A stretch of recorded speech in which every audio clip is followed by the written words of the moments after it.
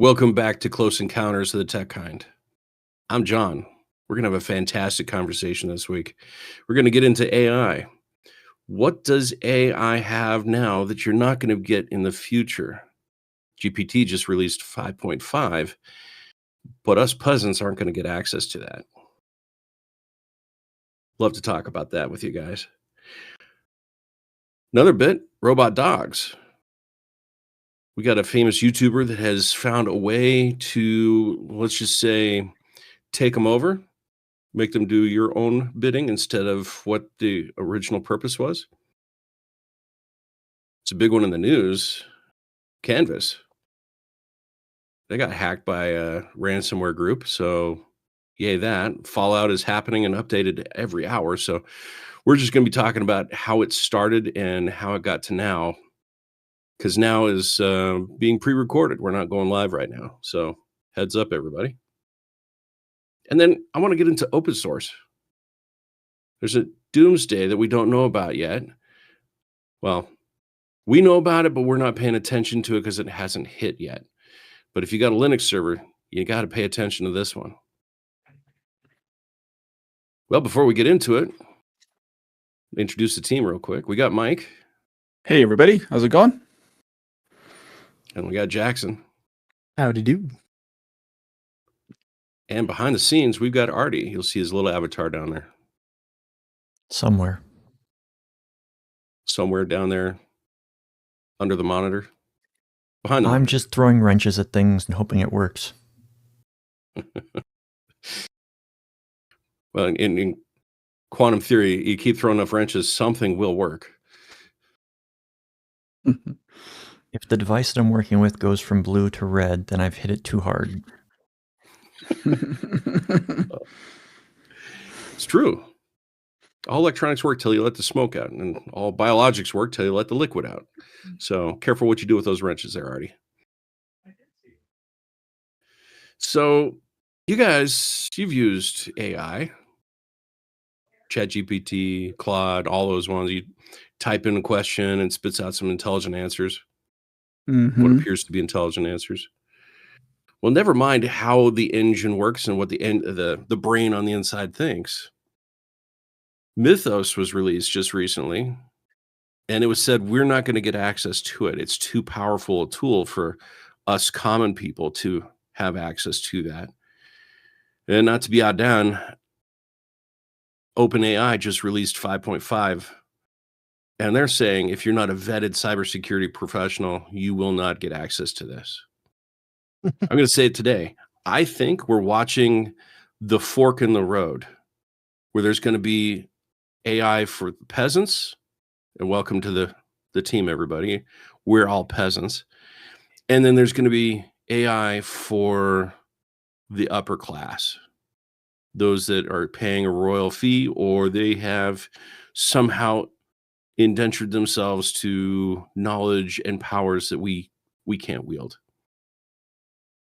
AKA the blue check marks. The division has begun.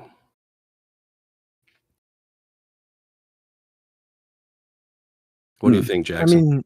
I mean, I'm thinking, like, when they're talking about, oh, it's too powerful. Like, you don't get to use it because, like, I don't know. There's there's several things that come to mind. One of them is, if they're doing this with AI or LLMs, I feel like that will probably happen with quantum computing as well. I feel like that's a similar parallel because everyone's always afraid of, okay, quantum computing is going to come and it's going to break modern encryption as we know it. And so, yeah, I mean, that's a big kind of scary thing. And there's a race in all of the large world countries of, who can make the quantum computer first to break these things. And, you can unleash a huge countries or individuals. So, I mean, if they're putting it on that kind of a level, I don't know. I'm hard seeing how that's really the case. And if it is the case, then I don't know the ethics of blocking that off. Because we get to pick and choose who's certified. I mean, if it's a paywall thing, then I mean, all companies do it. So I mean, as far as ethics go, I mean, you can't really take it down that route, I guess. Annual gross revenue on a monthly basis to access the system, we will never have access to that system. Our sports just won't be able to do that because we're priced out of the market. Right. Which leaves it to government contractors or, other well-funded teams. It's an interesting time. When they say like that you have to be, this certain trained person or whatever to be able to use the model, why is that? Is that because it can potentially find vulnerabilities in all of these different things? Like, is that why they're saying that? I think that's so. I only read the press release. I haven't seen the actual details of their official policy. I'm pretty sure that's going to get refined a whole bunch before it's released. But if we had a tool that was capable of pointed somewhere and it hacks the app, then we would want to be very careful who we give that tool to. I think it'd be irresponsible to hand it off to, bad actors or threat actors that want to do serious harm or personal adventures instead of make the world a better place. It really makes you wonder, is this going to make the world a better place? Well, I think you could take it down the argument of, if everyone has access to it, or maybe not everyone, but it's easily accessible, then you let the good guys use it to fix bugs in their code, fix their applications, and you name it. Because this is also reminding me of an example that Louis Rossmann gave in one of his videos. I think it was a while ago. So it was with an older Claude model, where an individual was trying to bypass like a paywall, basically, or not bypass, but like he didn't even ask it to do that. He simply put in a prompt to Claude that was basically, "Hey, like, why can't I use this app?" Because they put up basically a hidden paywall that the user had no idea about, and he's like, "Hey, what's going on?" And so Claude goes, "Oh yeah, it's a paywall," and he goes, "Just a second," and then it goes through, and it actually like hacked into the system, was reading stuff that was in the user's memory, and then reverse engineering that application to then get a key that would unlock his software. And anyway, it was a whole thing, and Lewis was using that to prove a different point. But if this is the kind of power that we're giving every single person, I understand why people might be worried. You say, okay, yeah, you could harm a lot of businesses if all of a sudden everyone and their mom can go out and create some hack that will break open a piece of software that is meant to be proprietary or whatever. So, I understand that part of the argument. I think that's somewhat valid. The other side of it, though, is, okay, well, if you make it accessible and people are able to find all these vulnerabilities, can't we also then figure out how to fix these things? And I feel like there's a potential of it doing a lot of good, where, I feel like we're constantly complaining about software that's poorly written, and there's holes in all of these things. So, maybe these AI models will help fix a lot of these things where we've let code get away from us, or you name it, and we've kind of come up with this crap that we're all using now. And maybe AI will come along, and it will someone will use it to maliciously use the software and abuse it, and then the company responds by using that same model to fix it, and then maybe we come out on top. Well, and you brought up an interesting thought. You've seen the movie The Incredibles, right? Yeah. Mm-hmm. I love Syndrome. His idea is if everybody's super, nobody will be. Right. I think we're watching the antithesis of that get developed in the AI ecosystem, where only a select few people will be super and the rest of us won't be. I think all of us should be super. I also think there should be true accountability, because if I'm typing into Claude, go forth and make mayhem, there's a record that I did that. It will come back to me. So it's going to be an interesting. Maybe this is just a testament to we don't have the right guardrails up and we don't trust AI to govern itself, which, okay. So, I can get so behind then, that. so I mean, if you put up, I mean, what would those guardrails look like? Because when I'm thinking about it, those guardrails are okay. I would have to condition this model to not go into and start hacking. Like I somehow have to tell it and get it to learn how to not hack and avoid those prompts and not be malicious.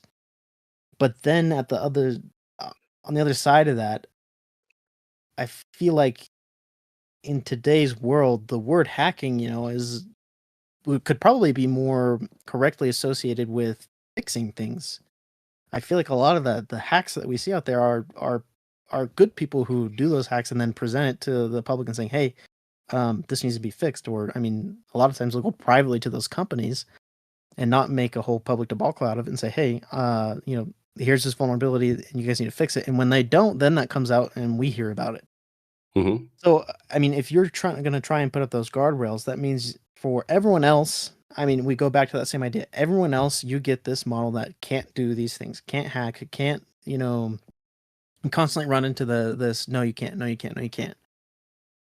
Whereas we need that functionality, or someone does, right? So then you're going to give those handouts to only certain people that say, okay, well, you get to use the hacking feature, but only to test your own stuff, right?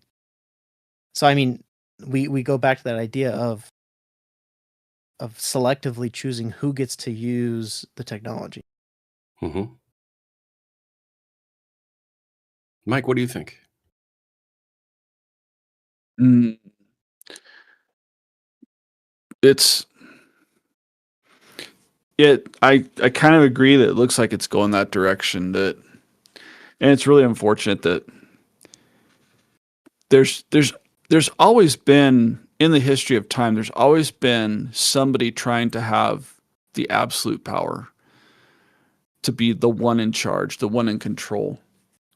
And I get it from the security perspective of, we can only let people that are vetted and trusted have this tool, because that tool is so dangerous. I remember years ago when the first Power Macs were coming out, the Power PCs, the G3s and the G4s and everything. And I think even Apple even ran a little bit of an advertisement kind of stating that the computer was so powerful that they can't ship it to certain countries because it fell under the classification of being a supercomputing device.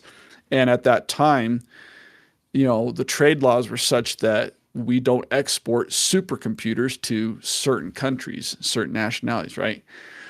Well, because the performance of the computer met that threshold, it's like, well, we can't sell it here, And they kind of pride themselves like, hey, it's so powerful that there has to be restrictions on it. Gigaflop. Yeah. The bar was the gigaflop. The bar is the gigaflop. But even now, like, we have far surpassed that.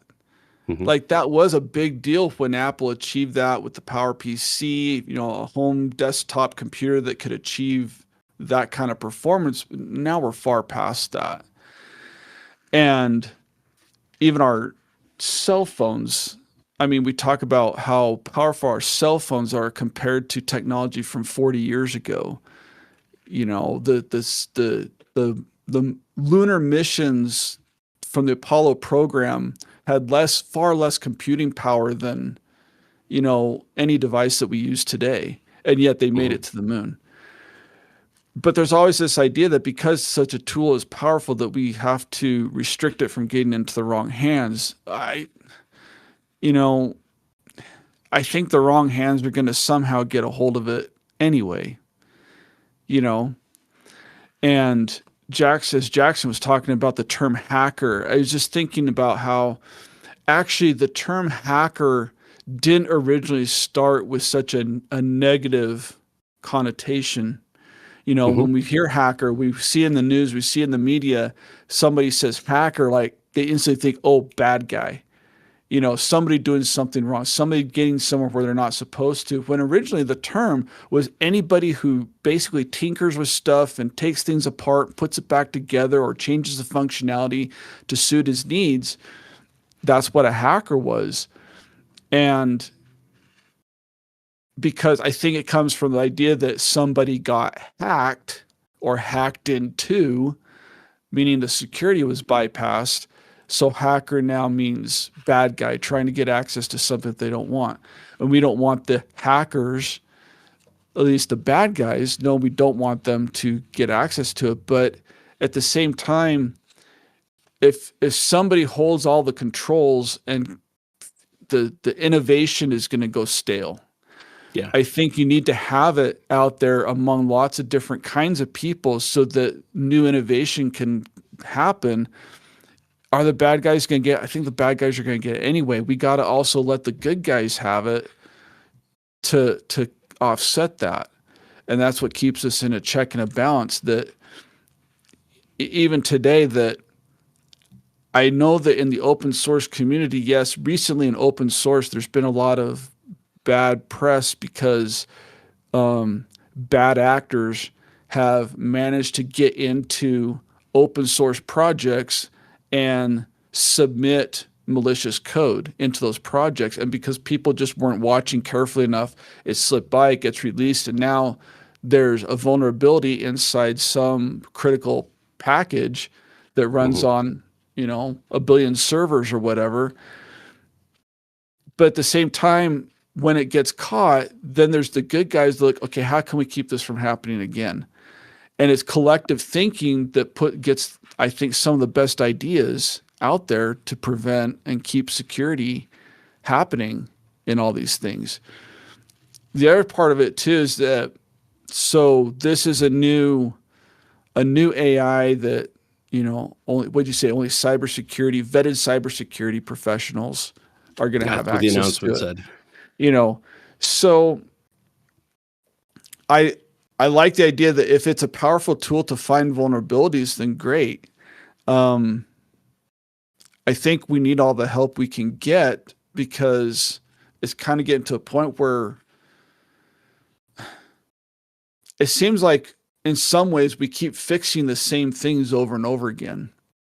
It's a memory leak, it's a this, it's a that, and then it's buffer a memory overflow. leak again, and it's a buffer overflow. It's like we keep talking about the same things: memory leak, buffer overflow, whatever it is, right? And it's like, if it happened once, like, why isn't it like a notice to every developer out there, like, I better check all of my code, or the organization, we better check all of our code to make sure there's no memory leaks, buffer overflows, cross-site scripting, wherever it is. Did you see Anthropic CEO just came out and said in 2 years, 100% of coding will be done by AI? Yeah. I don't If you're not believe doing anything new. Trained on what? Does that mean it's gonna? I mean, how far back? How do you train it to code? How many bad examples of coding have been in the model for training? Is it going to adopt with ads? With ads, right? And so then we still have memory leaks and buffer overflows and blah blah blah blah because of the bad training. To me, I use AI. It's a language model. I use it to generate summaries of large documents because I don't have time to read through all of it, or I want to make sure I understand something. It's a very good teaching tool. If I don't understand the language being used, I can paste, a couple paragraphs in and say, help me understand this. What is this document trying to tell me? How do I interpret this? Yeah. And it's a very good search feature. Help me find something, and it can present it in a natural language way that I can understand it. And I can naturally ask the question in such a way that it can understand what it is I'm looking for specifically.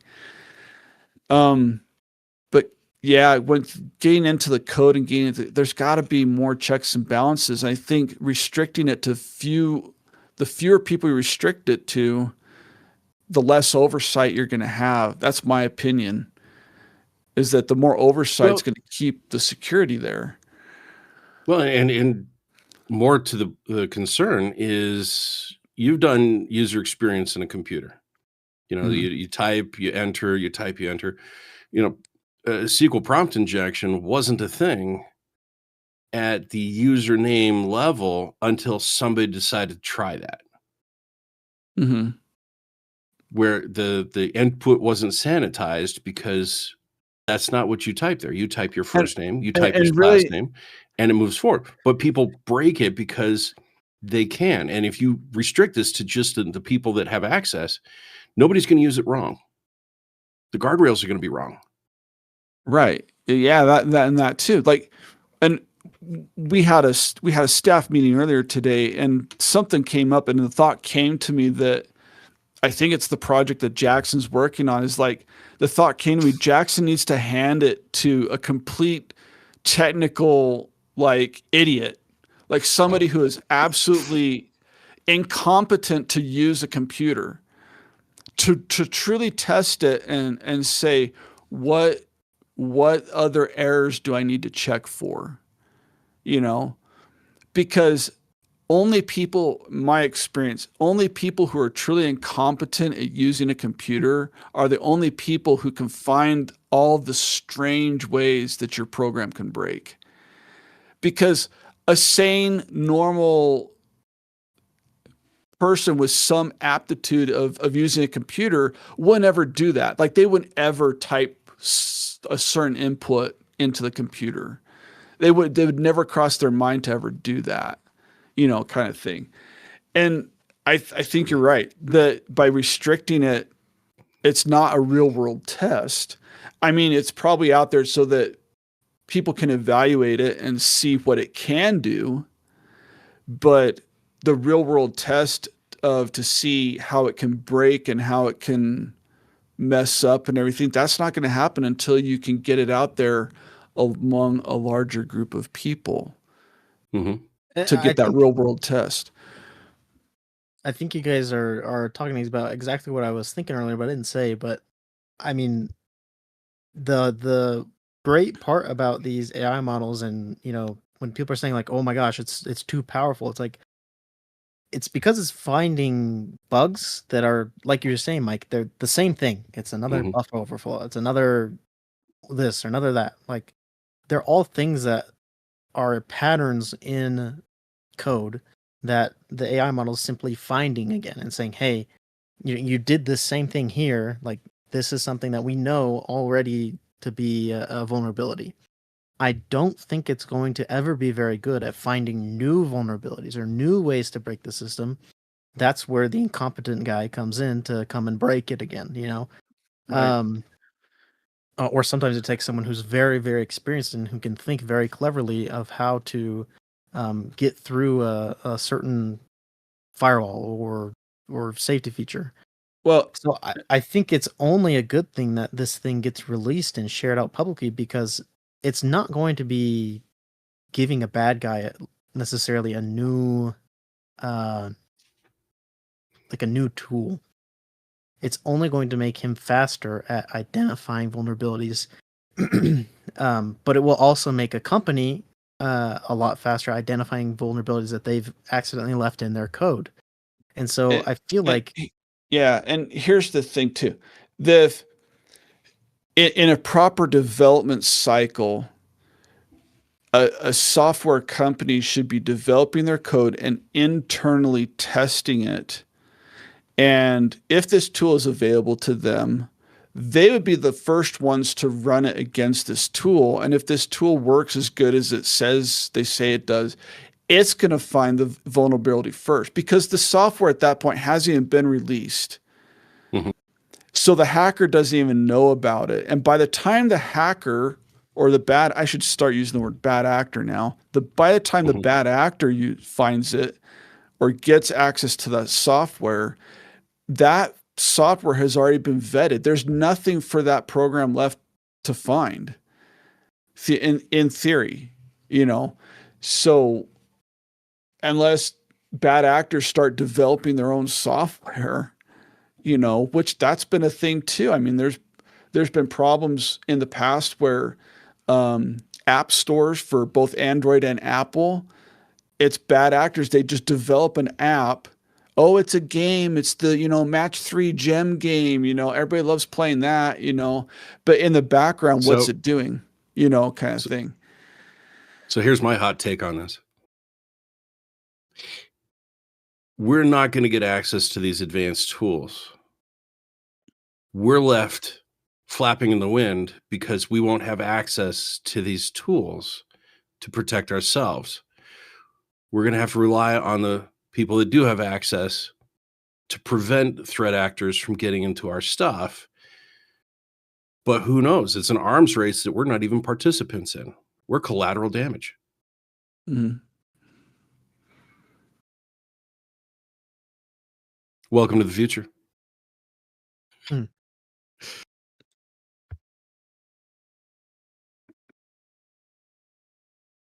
Artie, what do you think?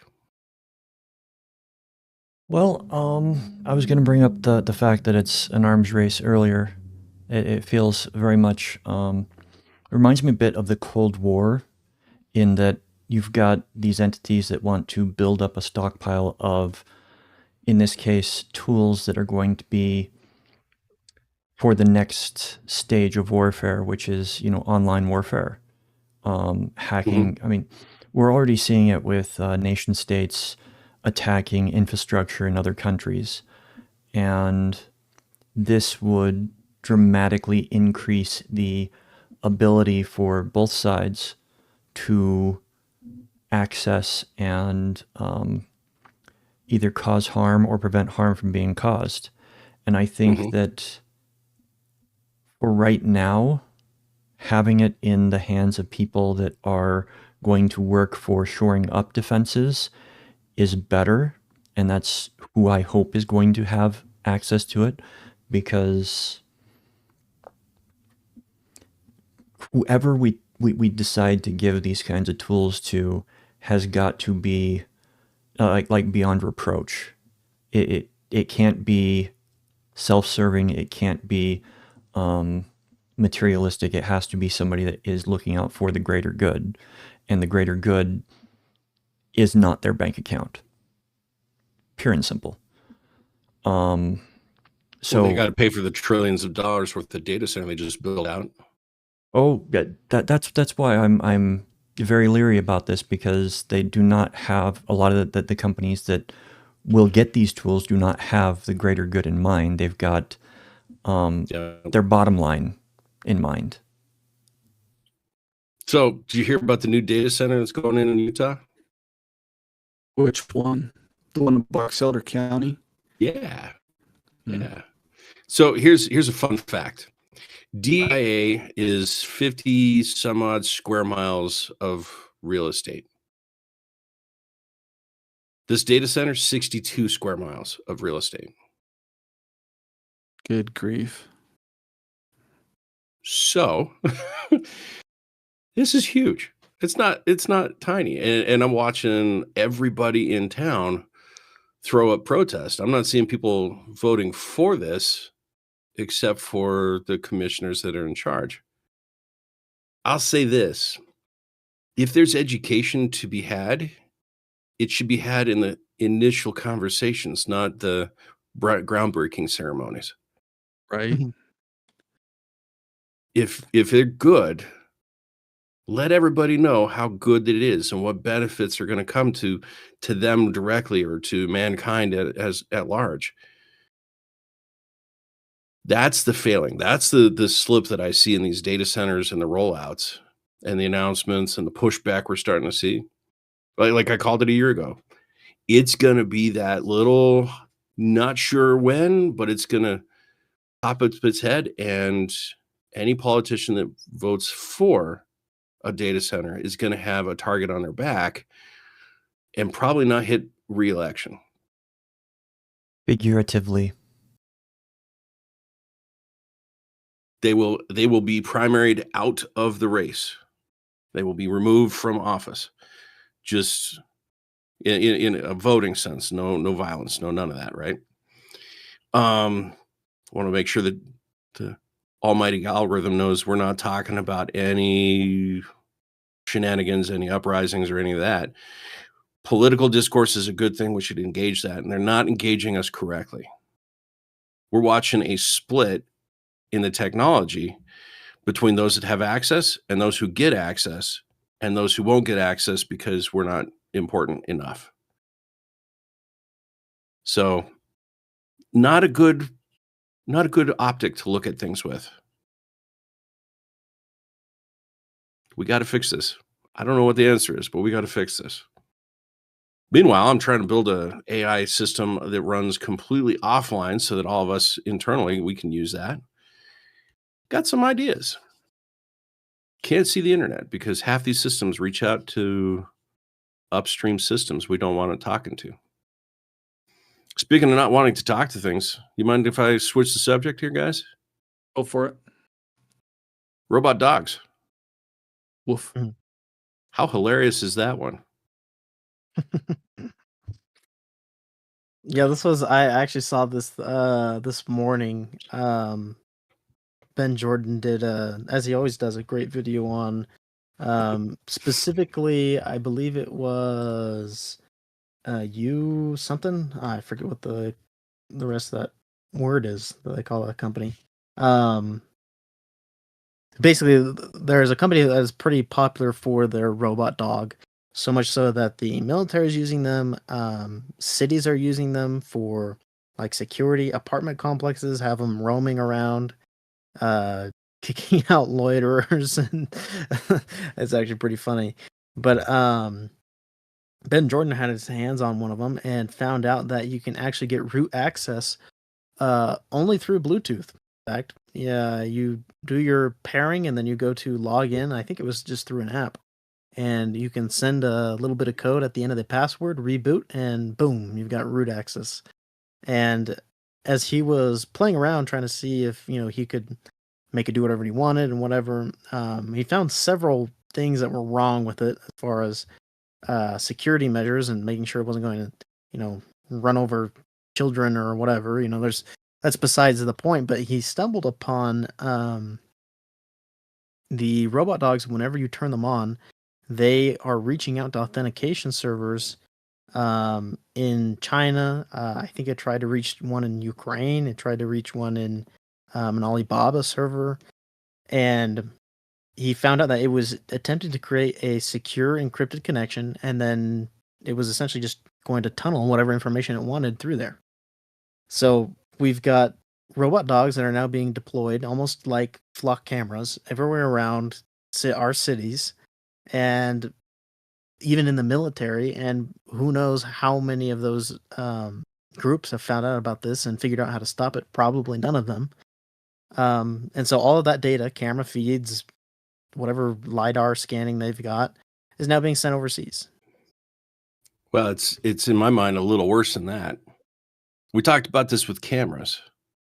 If we'll just say foreign adversary, somebody who's not friendly to our country, they hack into the security camera facing the west exit door of our building. Who cares? Right? They can watch me leave, they watch me come in, they figure out what time that is. That's not a security risk if some country across the world watches me go in and out my door. Where it turns into a problem is if you've got 500,000 cameras watching everybody going in and out of doors. Yeah, and now you've Now we given got a problem. Now you've given a several hundred of them legs that you can walk around. You can now control them. So yeah, let's talk that. If you've got a robot dog, you've got a robot dog.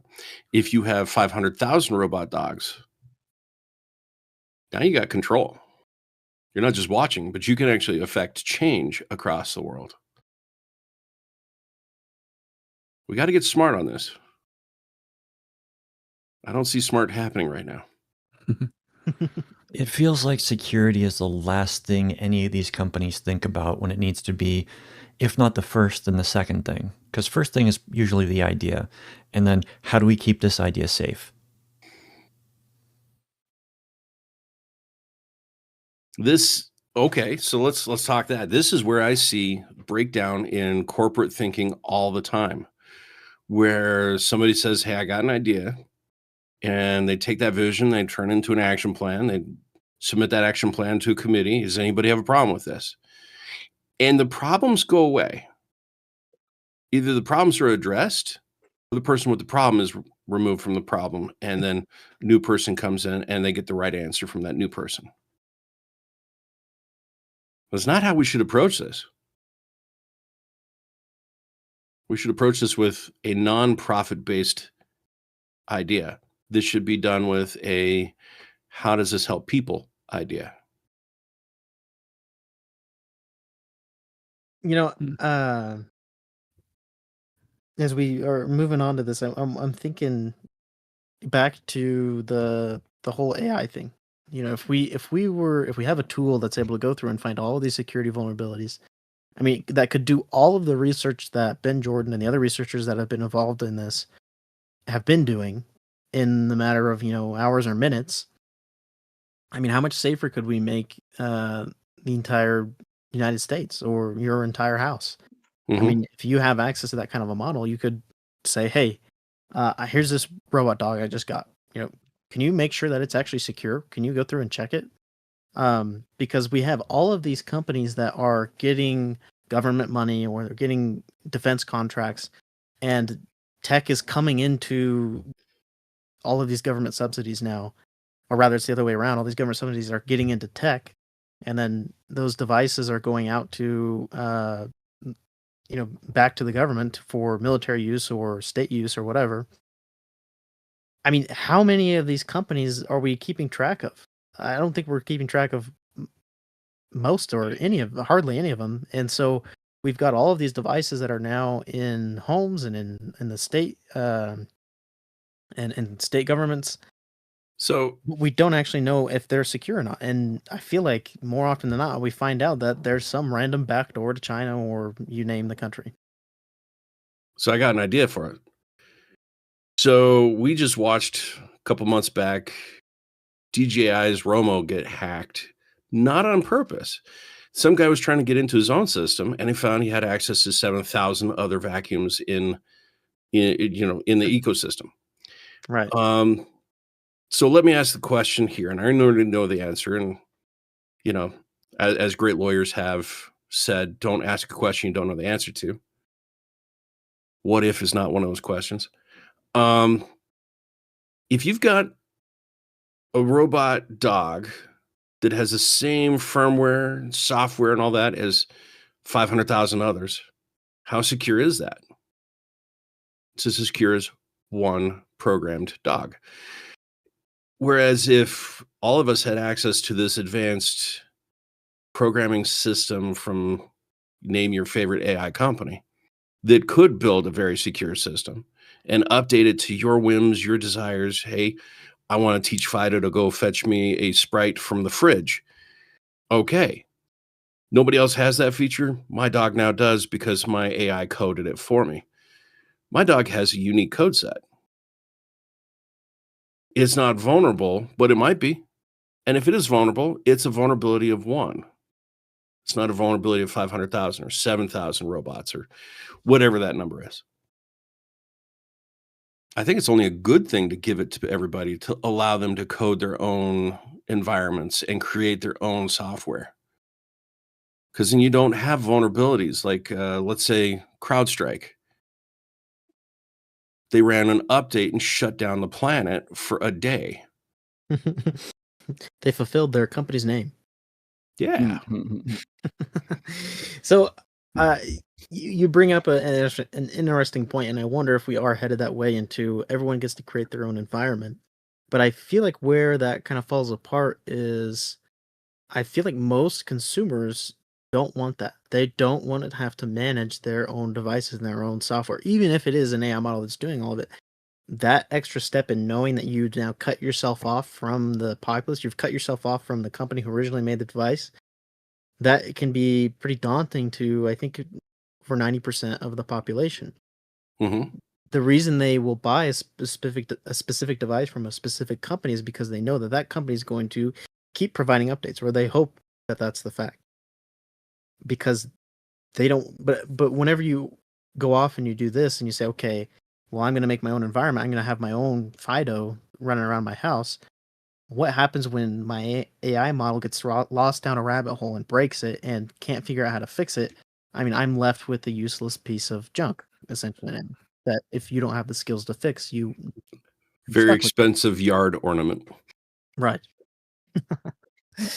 So I feel like there's that other thing that you have to be cautious of, and I hope we're headed that way where it doesn't turn into the thing where you are able to create your own environment and you're able to take a device that you own and transform it into something new or give it additional functionality. I think that's what's so great about the hacking community is we make things work for us and for our environments, and usually people like to share that out because people often have the same wants and needs. And so So Go ahead. if you've got an environment, I'm gonna segue in the interest of time here. Canvas just got hacked, ransomware. That was fun. Colleges, high schools, middle schools across the country got, taken down. What if each district had the tools to make their own version of that software? Then this group that did the hack, they could only go one at a time.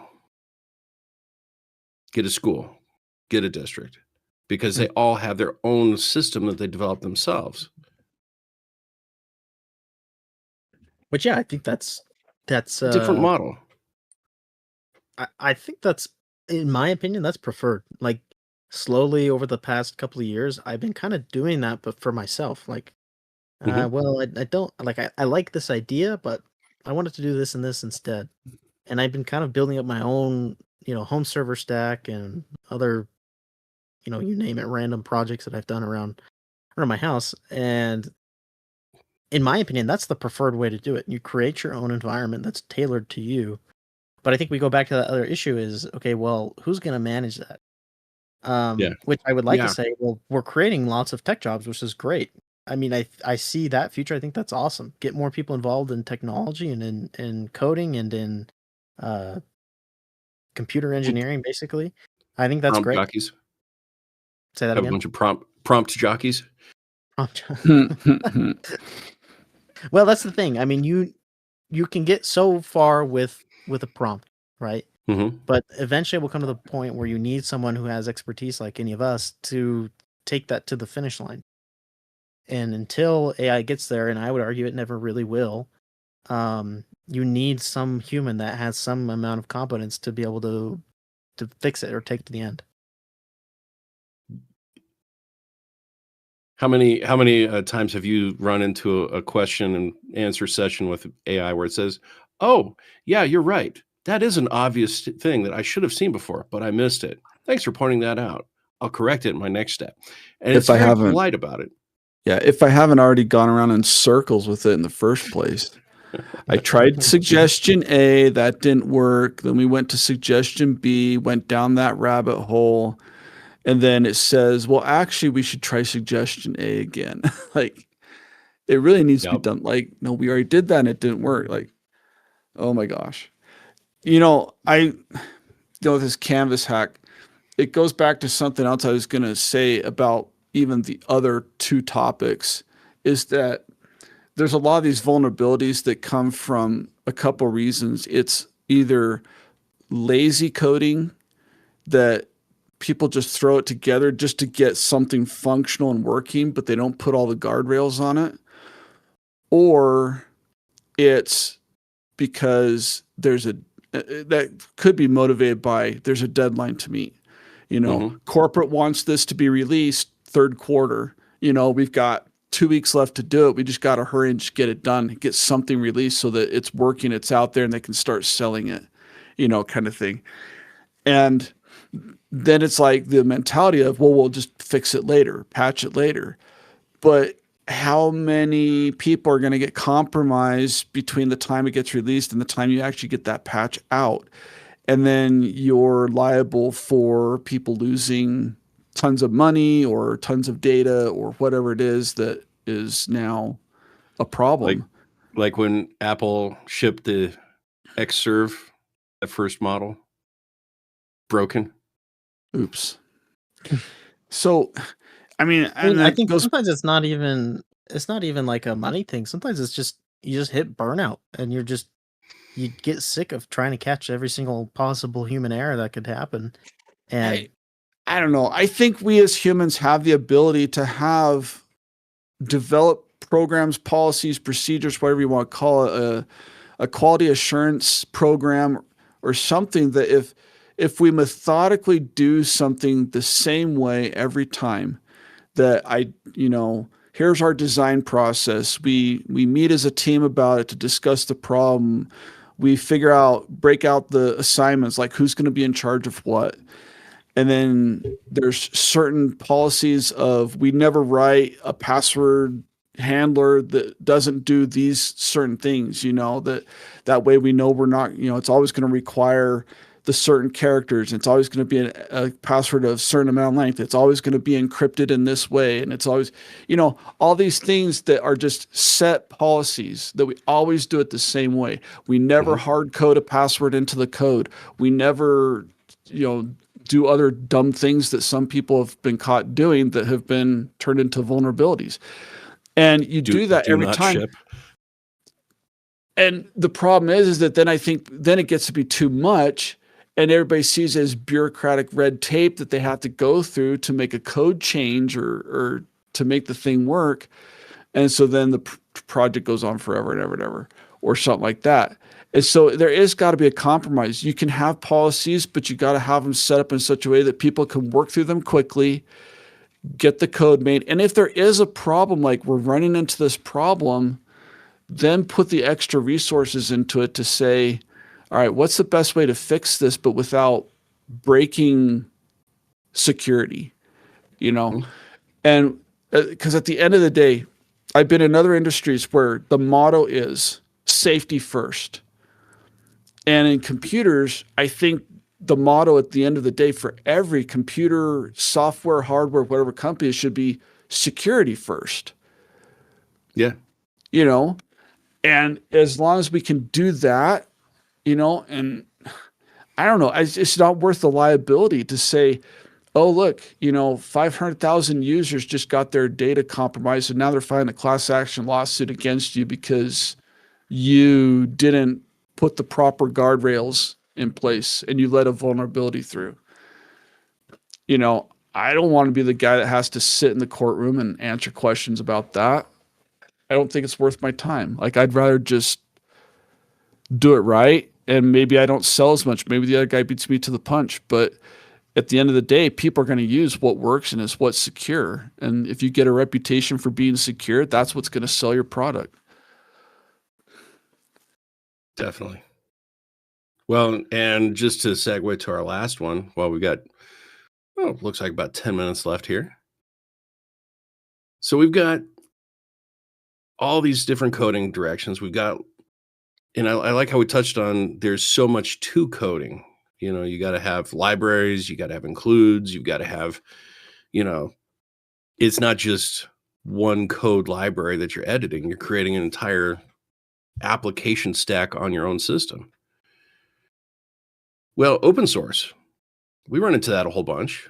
We've seen some vulnerabilities come into the open source community because a library that is seldom used and has just a little bit of impact. We almost lost control of SSH through that on a 2-year campaign to take over. Never tracked that guy down either. That was an interesting hack. Microsoft has put in a certificate for all of Linux and all of UEFI for servers. So if you do secure boot on a Linux server, next month is your month. It's the last month it'll boot unless you update your certificates. So this is kind of a call to action and a warning. If you don't get your certificate up and running, you won't have a secure boot capable server because the certificate will have expired. Who knew about that? Do you guys know about that? No. No, I didn't. I mean- I have a question about that. And it's probably just my own ignorance. But when you're saying that Microsoft has done something, I mean, Microsoft makes Windows and Linux is its own other thing. How are they connected here with Secure Boot?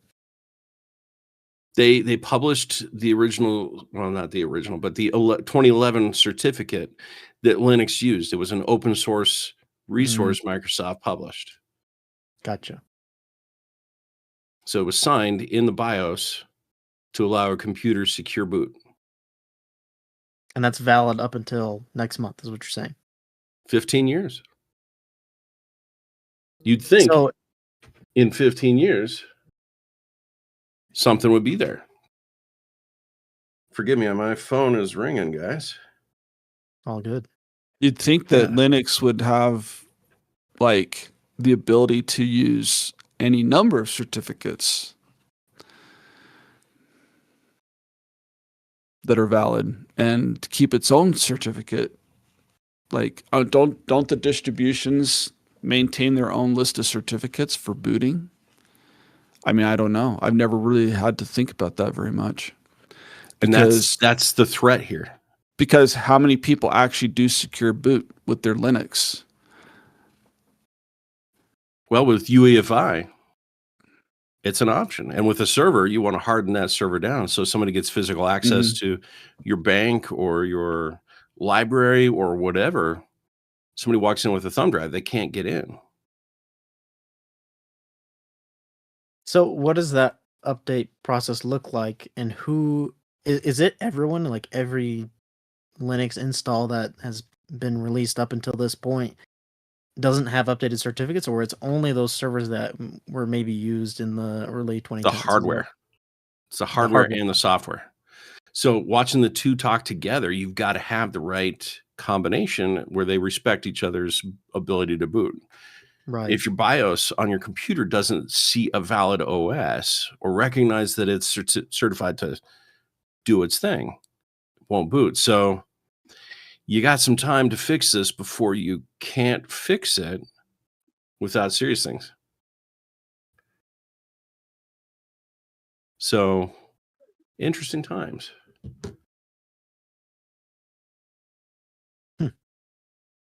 This will affect all Linux distributions.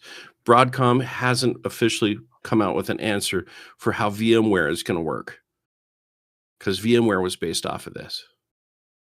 They're working on it. But Proxmox, Debian, any of these distributions out there, they're going to need some sort of update or they're no longer going to be secure. And if your OS is set to require a secure boot architecture or it won't run, you got a ticking time bomb on your hands. So, call to action.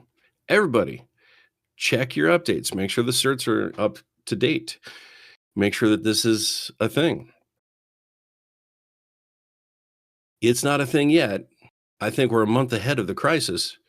It won't be known until like Y2K, until we hit that moment. And once we do, things are going to break.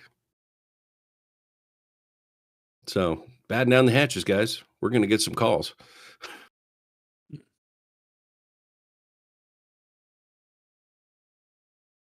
Some. Bring it Where are on. we at? Where are we at, Artie? How much time we got? I think we can close it out and be okay. Cool. Well, then go ahead and close this out, Artie. What? Seriously, what? All right. So, on those profound words of wisdom, I'm going to say I'm John. I'm Mike. I'm Jackson. And I am seriously confused. Mission accomplished, gentlemen. We've confused Artie. Until next time, take care.